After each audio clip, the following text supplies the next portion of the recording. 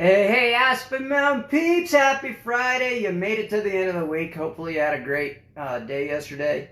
As you could see from the video that I posted yesterday for our live, we were in-depth training. I wanted everybody to see what my guys do when I talk about doing in-depth training. We had the representatives from Rinnai come up. Those were Rinnai tankless water heaters we were working on. We do that with each brand of tankless water heaters that we run into.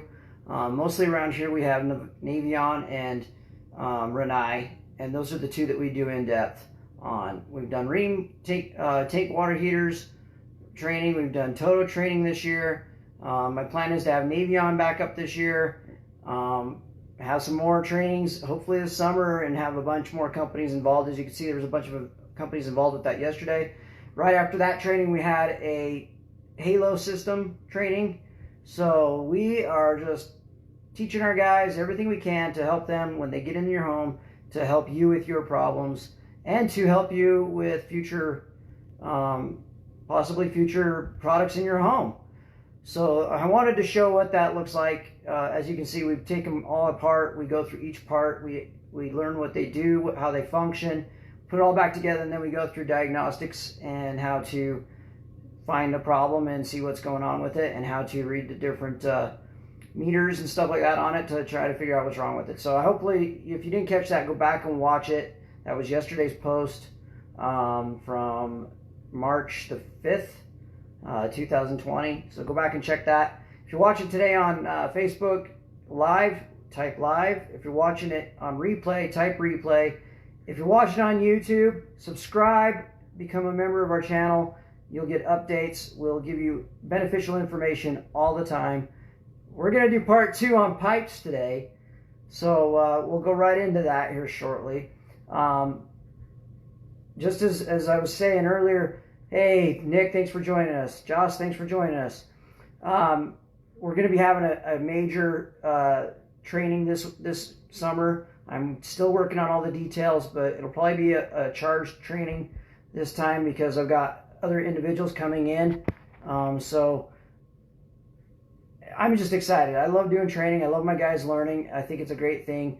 We're going to go ahead and show you some pipes today. Last week on Wednesday we talked about drain pipes. Today we're going to talk water and gas, and I've got actually a demonstration I brought with me.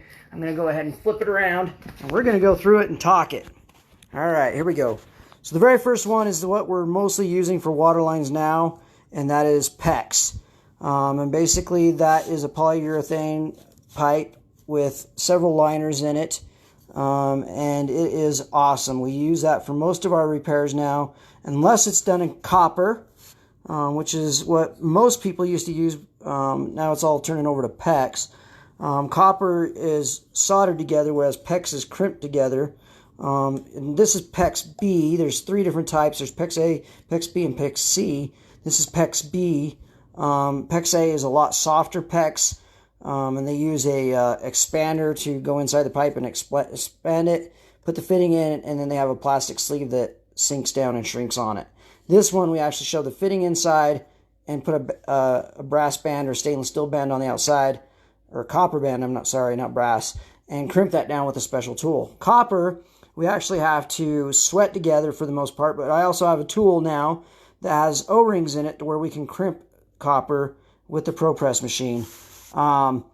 Then there's brass. Brass is still used for like certain things like coming out of a shower wall. We still use it for like tying into copper fittings sometimes. The next we have right here is pressure PVC. Now we had PVC over here. That was DWV, the non-pressure for the drains. But this is pressure PVC, plastic pipe. We don't use this much. This is mostly done in sprinkler systems, like outside sprinkler systems for your yards. This is not much done anything with this in plumbing. We stick to either copper or PEX. Back in the day, they used to use galvanized pipe. They've stopped using this because it has a tendency to rust up. That's water lines. That's everything that you'll see in water lines. Now, how about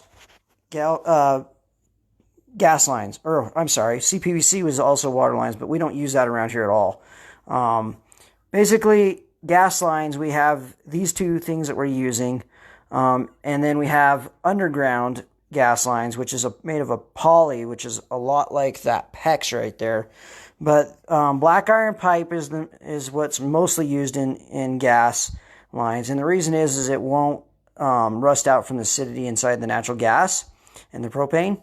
And then this is this newer stuff that we're using now. This is called CSST, corrugated stainless steel tubing.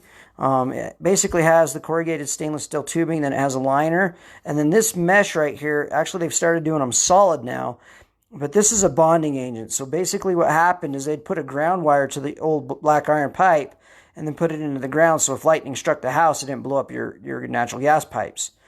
Now we have this bonding agent right here. So basically it runs through this and grounds out on the outside post, which would be hooked to the meter. This is actually more expensive pipe than black iron, but this goes a lot quicker. So a lot of times we'll be using this for the gas lines. So that's kind of a rough-in idea of what we use for water lines and gas lines. Like I said, there is a ton of pipe out there that we use. There's a ton of different things that we have to do to put them together. There's heat melting of the PVC nowadays. High density polyurethane. They can melt them basically together. We usually do a primer and a glue on the drain lines. Like I said, on PEX it's crimp style. Copper it's press and copper sweating, which we'd call it. It's basically soldering it together. Brass is threaded. PVC is primer and glue. CPVC is primer and glue.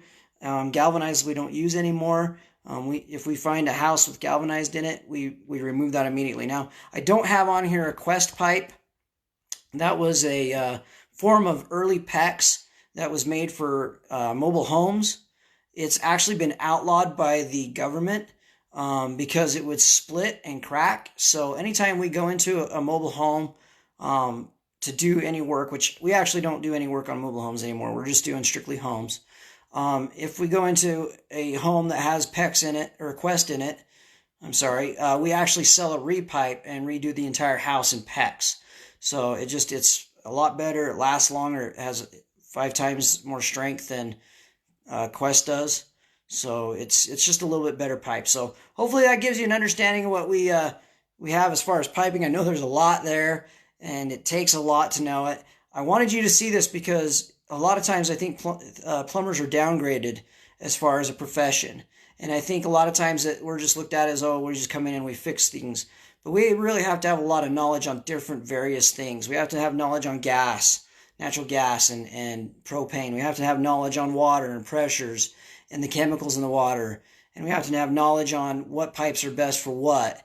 We have to have knowledge on codes. Certain codes say that you have to have copper in a building, and other codes say that you can use PEX. So we really have to know what we're doing before we can go out in the field and start working on your home. Same thing with drain lines. We have to know about those drain lines before we can actually come in and do a repair or a replacement or any type of fix on it. We have to know whether it's Orangeburg or whatnot. And if you missed that one, you should go back on Wednesday and check out that live. It was detailed on what we do as far as plumbing when it comes to drain lines. So now we've covered gas, we've covered water, we've covered drains. Hopefully you have a better idea about pipes. There are some other ones that are out there that we don't use in homes, but are used on commercial applications like glass pipe.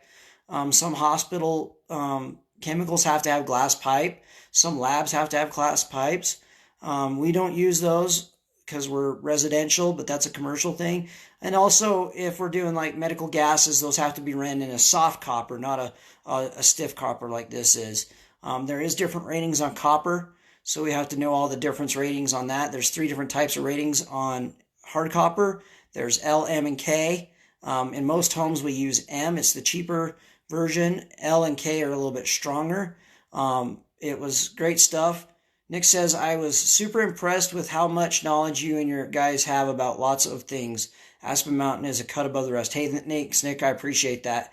We strive to be knowledgeable. We can't help our customer with the best service if we don't give them the education that we have. We can't share with them our knowledge. We can't teach them what's going on in their home. Then we can't we can't help them out. So we really strive to be knowledgeable. If you didn't see yesterday's live, go check it out. It's on YouTube. It's called In-Depth Training, and it shows you literally us breaking down a tankless water heater and putting it back together. So, folks, thank you so much for the business you provide us. Thank you for supporting us. We just love going out every day and serving our customer in plumbing and being able to help our customers with their problems and to solve their issues and to help them get their stuff back up and running. People don't realize how vital plumbing is in their home until they're without it. And we see that on a daily basis. So make sure you're maintaining your plumbing, keeping it good. If you have questions on that, feel free to give us a call. You have a wonderful weekend. I'll catch you on Monday.